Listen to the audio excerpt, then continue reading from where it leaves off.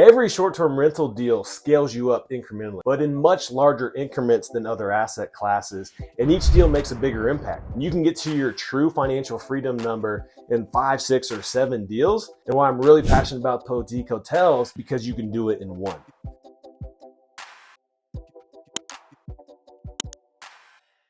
I'm such a proponent of short-term rentals, whether it's Airbnbs or houses. They've helped me make 6 figures my first year out of college as a green behind the ears kid trying to figure it out, to making 6+ figures a month, and to becoming a millionaire and earning multiple millions a year with the short-term rental income. I've kind of become the boutique hotel guy, but I started with Airbnbs, with short-term rental houses, and I still own STR houses. I actually just offered on a sick cabin in the Smokies last week with an indoor pool. So I'm still buying short-term rental houses, but I'm really bullish on boutique hotels. And I'll tell you why to set the frame and what a boutique hotel actually is, and then get into the differences between Airbnbs and hotels. So why I like boutique hotels more right now and for the foreseeable future, they are commercial and valued like a business. So the higher the income, the higher the value. That's because their value is proportional to the net operating income. So just think, as the NOI goes up, the value goes up. And the adjustment factor is the cap rate, or the unlevered rate of return the marketplace is willing to pay for a certain income stream. And somewhat similar to home values, but it's not correlated, the cap rate will go up or down with the market cycle and demand. But you will always be driving value if you're driving up the NOI. So you have much more control to create a better deal by operating it better. You're not limited to an artificial ceiling of the sales prices of other hotels like you are with single family homes. And this is very different from how single family homes that are rented on Airbnb are valued, because they are single family homes. Anything that's 1 of 4 units and can be owner occupied, they are valued based on the comps or the comparable sales. So one house in the neighborhood is only worth as much as a similar house in that same neighborhood. So you can see the obvious limitations. And number 2 is the ability to increase the revenue through renovations, better operations, and better marketing. This is where that control piece comes in, and you determine the value with the kind of space you create and the experience that you deliver to guests. So how you operate and how you market it, because the higher you can push the rates and earn more while keeping your expenses in line, you're increasing the NOI and also the value of the hotel. And the third is converting the manager's unit to a rented unit to increase the income. And it goes back to that previous point. And there are so many different ways you can add value to, or add to the bottom line and add value to the deal. Like, I love creating equity in these deals. I mean, I love the cash flow for sure, but the equity is where you really make strides. And adding the extra unit is the best and the easiest way to do that. And a lot of them are set up like that. And the fourth reason I love boutique hotels is because there's a lot of tired out or retiring mom and pop operators. There's a huge population of retiring baby boomers right now that own businesses, including boutique hotels. All of mine but one were bought from boomers, and that one was bought from boomers before the new owners figured out they couldn't run a boutique hotel and ran out of money during the renovation, and they sold it to us. So basically all boomers. So you can get great deals because the properties aren't optimized and there's a lot of meat on the bone. And the vast majority of these assets are still owned by individuals and not by institutions. So you can find and negotiate better purchase prices relative to the after repair value.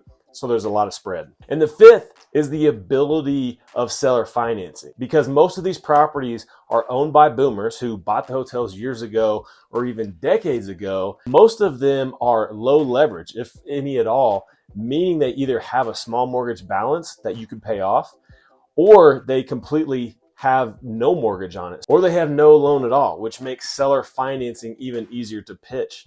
Most of these people want to sell because they're tired of running the property and want to retire. So you can pitch seller financing as a way to finance their retirement. You can give them some cash down, enough that works for you and that they can get rolling with, and they finance the rest and get monthly income from the property without having to do anything. And they have the first position lien on the property. So in a worst case scenario, if you go bust, they get the property back in a better condition because you're going to renovate it. And then they keep the down payment and everything that you paid them, and then they can just sell it again. So it's a really good deal for them. And the sixth is, I think it's the new gold rush. Like, people are always looking for the new thing. And a lot of short-term rental investors have enough experience to scale up into bigger deals and even more will in the next few years. So that's going to create more demand for hotels that you buy now, and you'll have a bigger buyer pool when you go to sell, and cap rates will likely be lower, meaning that your value is going to be higher. And number 7, and last on this list, because I could probably go all day, this one's personal to me, and probably to a lot of other creative driven people who are interested in the space. But you can really create something cool when you get a great deal on a value add boutique hotel or motel. Like, you have a blank slate to create something completely new, right? Like, it's out with the shag carpet and the starchy linens and dark and dingy decor, and you can clear that out to make way for something completely new design, new amenities that make it picture worthy, and that really creates an experience for the people that stay at your property. Like, boutique is in the name, and you can make it something really cool and unique by being creative, making something that guests love and that you can be proud of. So that's why I love boutique hotels and why I see there being a big shift into the space. And frankly, I want to buy as many as I can over the next couple of years, because I think by that time we'll see more competition akin to what we're seeing today in the short-term rental space. So I plan to be ahead of that curve and staying ahead of it for my 6th purchase right now. All right, so that's the draw for hotels. But it's easy to come from the STR Airbnb space and think that transition to boutique hotels is super easy. And shoot, like, if you get a killer deal, maybe it could be. But that transition comes with a new set of rules and then a much larger scale that can take you for a ride if you aren't prepared. And I want to show you guys just what that difference is. So simply put, Airbnbs is single family homes or small multifamily that are short-term rentals. Like, these are small residential properties that are easier to buy and easier to fund with conventional or investor loans and have a much bigger buyer pool. Like, residential properties, that's what they are. Now, a boutique hotel is a small, unique hotel that focuses on design and guest experience.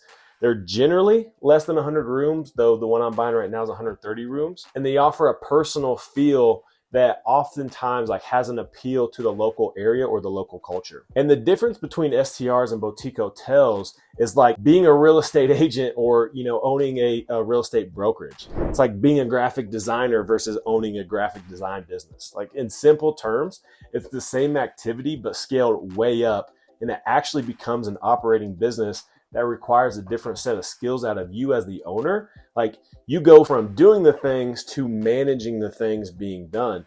And you become a leader and apply leverage to your business that pushes you forward. And really, in the boutique hotel space, you become a creative director by bringing the vision of your hotel to life. And that's one of my favorite things in this space and that business. There's really 4 big differences between the two, like short-term rentals and hotels, and we'll get into each one. As I go through them, think about, like, if you had 1 or 2 short-term rentals, how things would look different if you had 20, right? And like, your demand, your guests, your amount of guests, your check-ins, your messages, the amount of cleans that you have to schedule and do that, all of this additional workload. So the first big difference is revenue management. So when you have 10 times the amount of listings, like going from 2 to 20, on one property, vacancy is the man in the shadows that you're fighting off. If you can't competitively price your units, you're going to have a lot of unbooked nights and not meet your revenue expectations and your goals. And that's bad news for you and for your investors. So dynamic pricing is a must, but it's not enough. Like, you can't just set up price labs and roll with it. You have to be more involved with your pricing, like you would be with a big portfolio of homes, because that's essentially what it is. But the rates and the booking lead times vary widely with hotels compared to houses. So hotels usually have a lower booking lead time, meaning people book closer to the check-in with less advance. But the good thing for you is that you stand out in both a crowd of Airbnbs and hotels, and will get guests from both sources. But nonetheless, you need to be really intentional with your price settings and how you monitor and change your pricing based on the demand. And it changes constantly. Like, I do my rates at least 3 times a week. And before I sold my larger portfolio, I trained a revenue manager and outsourced myself from that job. And they did the pricing every single day.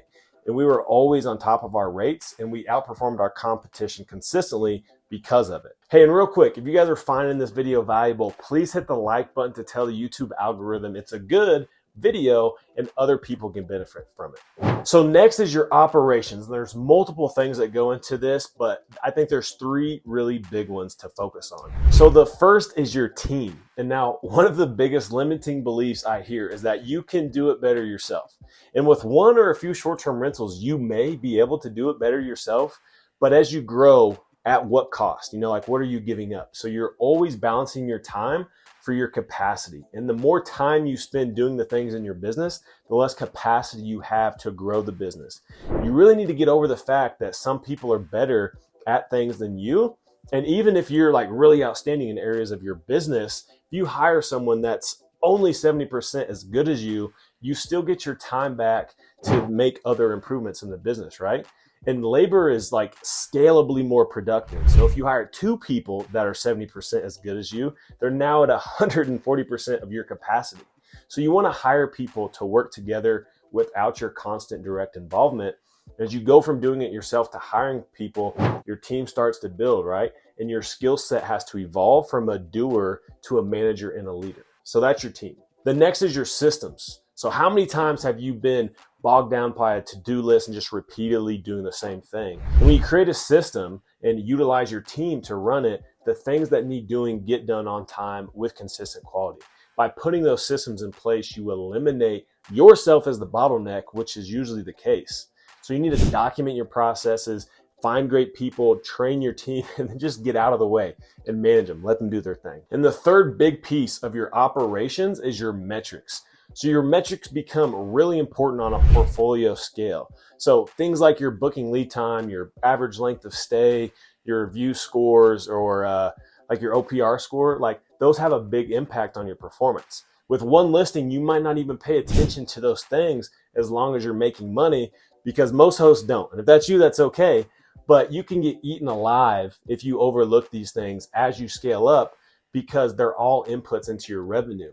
And when you have bigger debt payments, because it's a more expensive property, and you have more expenses, like especially payroll and like people's living expenses that you're paying for that work for you, you can't afford not to pay attention to your KPIs and make all the tweaks and adjustments to keep the cash rolling in. All right, now the next big difference is with your guest services. So with 10 times the amount of guests, you're going to get 10 times the amount of inquiries and reservations and questions and damages and resolutions, like all that different stuff. So the demand of your guest services increases big time, and you need to be ready for it. And because you're operating as a business, you need to quickly, in my opinion, immediately get out of the do-it-yourself mindset with messaging. It just simply becomes too much, and you'll just get burned out. Like I've seen it, right? Like with 85 units, we saw thousands of inbound messages per month, thousands. Like you need guest services team to respond to inquiries and service your guests. The good thing is you can get them cheap. Like we have guest service reps. We call them their e-concierge, and they're the ones who do all of our guest messaging or phone calls and all that. They're in the Philippines, and they're like $5 an hour. So you don't have to pay an arm and a leg to get really good quality service. And even with them being like virtual, like we have escalation cases that happen, of course, and then those goes to our managers who are trained to handle those. So everything flows in the most efficient way to get guests the best and quickest, service and answer. And the perk of having a really efficient guest management system is that you'll get a lot of good reviews and repeat guests because you're taking care of them and serving their needs. And the next big difference is your marketing. So revenue management and marketing fight a similar problem in that doing them well keeps your hotel occupied. And honestly, everything comes back to marketing. Like you can do poor revenue management, so-so operations, and have employees that cuss out your guests and still get bookings if you have an amazing property that markets well. And that all starts with how you set up and renovate the property, and your knowledge and expectations of the guests who are going to travel and stay there based on the market, based on the location, and actually the property itself and the type of amenities that you're going to provide. So if you hit these things right, you'll always have demand. Now that part is mostly the same with houses or hotels, but where the difference comes in is how you market the property using things like email marketing and social media marketing, and putting your property out across multiple channels and driving traffic to your direct booking website. So you have multiple approaches to really hit home. If you have a great property, it's easier to market, but doing these things will get you to outperform even very similar properties in your market if your hotel isn't that unique or it's not that differentiated. So create great photos and copy and show what guests will experience to help you stand out. And then you push it wide. Like, do not rely just on Airbnb, but go wide to all the different booking channels and put your property name in the listings and create a Google profile so that people can search and find you. Like, do not underestimate that one, because that's a good marketing tip that'll help you get more views. Like today, you cannot just buy a hotel and put it up on Airbnb and expect the maximum performance like with houses, or like that's the norm when buying a short-term rental house, just putting it on the platform, because vacancy is such a factor. Like, that's something that can really affect you. So you need to have the right things in place to fill up your units, bring in top line revenue, and drive everything else home. All right, the next big difference is capital, meaning that the capital you need to get in the deal. Whereas single family homes are cheaper compared to a hotel purchase, and you have way more and better funding sources, at least when it comes to bank financing, boutique hotels are more expensive than houses, right? Obviously, and they require more capital because of that.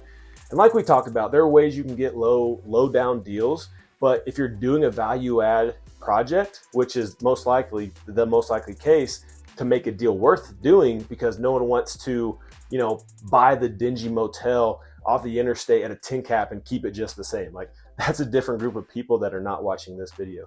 So even in a low down scenario, you're going to need a fair amount of capital. Like, typically renovation costs can be $20,000 per unit. So if you're buying a 20 unit hotel, that's $400,000 just in upgrades, not to mention the down payment, the closing costs, and the reserves. So you need capital to make these deals work. And if you don't have it yourself, you need investors. So networking with investors to bring them in becomes really important, or like finding partners or capital raisers to partner up with. Like, those are the pieces you need to put in place. Though I would argue it's important with every real estate strategy, but especially in more expensive, more capital intensive commercial real estate, which hotels are. And truthfully, both options, like houses and hotels, can be game changers for you.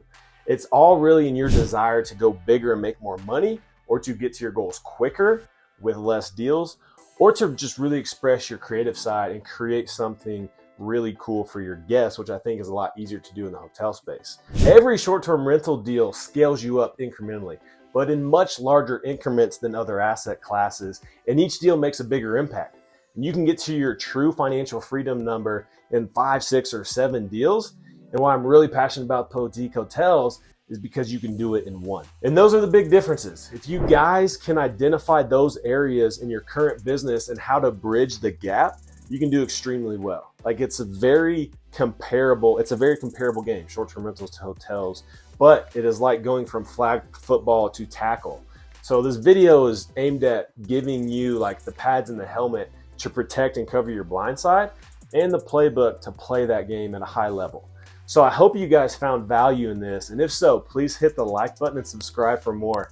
And as always, if you guys have questions, put them in the comments below and I'll answer them. And I'll see you on the next one.